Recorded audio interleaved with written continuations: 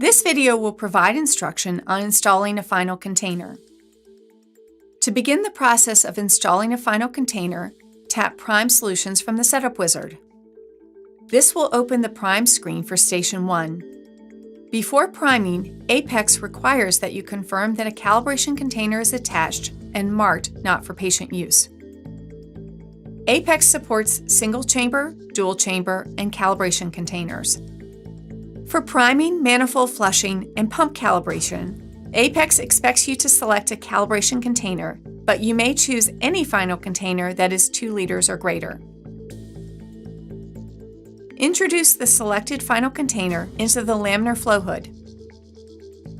Remove the cap of the final container and attach the lower lock of the final container to the lower lock of the outlet tube of the transfer set. Ensure that the connection is secure to avoid possible solution leaks and contamination. Position the final container correctly on the load cell by placing the container holes on the pegs. Securely fasten the final container fill port into the load cell clip. Ensure that the container is lying flat against the load cell. The final container should be seated print side down on the load cell and not in contact with any other surface other than the container tray. Failure to properly seat the container will adversely impact the dispensing of solutions. Tap Confirm to open the Select Final Container screen. Tap List All to view the full inventory of Apex-compatible final containers.